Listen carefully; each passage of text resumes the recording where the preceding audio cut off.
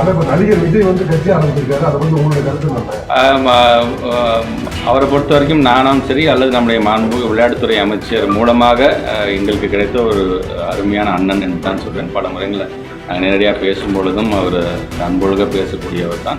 நீங்கள் நடிகராக பார்க்குறீங்க, நீங்கள் கட்சியோட தலைவராக பார்க்க, நாங்கள் என்றைக்குமே எங்களுடைய அண்ணனாக நாங்கள் பார்க்கிறோம். அவரும் மக்கள் பணி ஆற்ற வேண்டும் என்று சொல்லியிருக்கார். மாண்புமிகு அமைச்சர் இளைஞர் செயலாளர் சொல்லியிருக்கார். அவருடைய மக்கள் பணி சிறக்க எங்களுடைய வாழ்த்துக்கள் சொல்லி அந்த வாழ்த்துக்கோடு என்னுடைய வாழ்த்துக்களை இணைக்கிறேன். விஜயகாந்த் கூட திராவிடங்கிற வார்த்தை கட்சி ஆரம்பிச்சார்.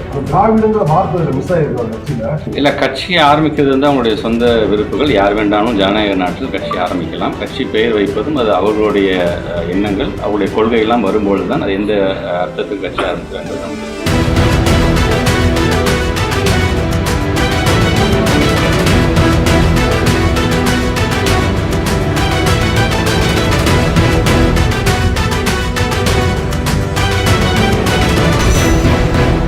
இப்ப நடிகர் விஜய் வந்து கட்சி ஆரம்பிச்சிருக்காரு, அதை வந்து உங்களுடைய கருத்து என்ன? அவரை பொறுத்த வரைக்கும் நானும் சரி அல்லது நம்முடைய மாண்புமிகு விளையாட்டுத்துறை அமைச்சர் மூலமாக எங்களுக்கு கிடைத்த ஒரு அருமையான அண்ணன் என்று தான் சொல்வேன். பல முறைகளில் நேரடியாக பேசும்பொழுதும் அவர் அந்த அன்பொழுக பேசக்கூடியவர் தான். நீங்கள் நடிகராக பார்க்குறீங்க, நீங்கள் கட்சியோட தலைவராக பார்க்க, நாங்கள் என்றைக்குமே எங்களுடைய அண்ணனாக நாங்கள் பார்க்கின்றோம்.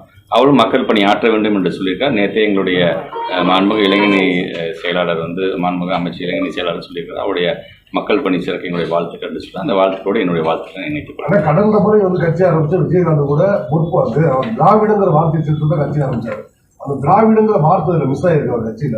அதை நீங்க எப்படி பாக்குறீங்க? இல்ல, கட்சியை ஆரம்பிக்கிறது வந்து அவங்களுடைய சொந்த விருப்புகள். யார் வேண்டாலும் ஜனநாயக நாட்டில் கட்சி ஆரம்பிக்கலாம். கட்சி பெயர் வைப்பதும் அது அவர்களுடைய எண்ணங்கள், அவருடைய கொள்கையெல்லாம் வரும்பொழுது தான் அது எந்த அர்த்தத்துக்கு கட்சி ஆரம்பிக்கிறாங்க என்பது நமக்கு தெரியும். தொகுதி பங்கீடு குறித்த ஒரு ஆலோசனை திருச்சி தொகுதி இந்த முறை காங்கிரஸ் கிடைக்குமா இல்ல திமுக? இல்ல, ஒவ்வொருத்தரும் ஒரு கருத்து சொல்றாங்க. முதலமைச்சர் அவர்கள் நீங்களே பார்த்திருப்பீங்க, இளைஞரணி மாநாட்டில் பேசும்போது சொன்னது ஒன்னே தான், இவருக்கு சீட்டு கூட அவருக்கு சீட்டு கூட இந்த கூட்டணிக்கு சீட்டு கூட நீங்கள் யாரும் சொல்லக்கூடாது. நான் இன்னைக்கு கொடுக்கக்கூடிய வேட்பாளர் அது வெற்றி வேட்பாளர், உங்கள் அனைவருக்கும் பிடித்த வேட்பாளர் தான் நான் வழங்குவேன். அதனால் என்கிட்ட யாருமே வந்து இந்த தொகுதியை இவருக்கு கூட வேட்பாளர் இவருக்கு கூட சொல்லிட்டு யாரும் வரக்கூடாது. நான் என்ன முடிவு எடுக்கின்றோம்னா நிற்பது முத்தமிழ் கலைஞர் வகையில் நீங்கள் உழைக்க வேண்டும் என்று சொல்லியிருக்கிறார். ஆனால் திமுக தான் திரும்ப போட்டியிடணும்னு சொல்லி உங்கள் கட்சிக்காரங்க வலியுறுத்துறாங்க. அதை பற்றி உங்களுக்கு இல்லை, எல்லாருமே அந்தந்த மாவட்டத்தை சார்ந்திருக்கிற கட்சிக்காரர்களால் எல்லாருமே சொல்வது என்றைக்குமே நாங்கள் எப்படி எங்கள் கட்சியை விட்டு கொடுக்க முடியும். முதல்ல எங்கள் கட்சிக்கு தான் நாங்கள் முக்கியத்துவம் கொடுப்பாங்க. பட் எது எப்படியா இருந்தாலும் டெசிஷன் மேக்கிங் அப்படிங்கிறது வந்து கட்சியோட தலைவர் அவர்கள் தான். ஆனால் ஜல்லிக்கட்டை பொறுத்தவரை கிராமப்புறங்கள் அது ஒரு விளையாட்டாக தான் பார்க்குறாங்க. அந்த சிறந்த மாடுபிடி வீரருக்கு ஒரு அரசு வேலை வழங்கணும் அப்படின்னு தொடர்ச்சியாக கோரிக்கை வைக்கிறாங்க.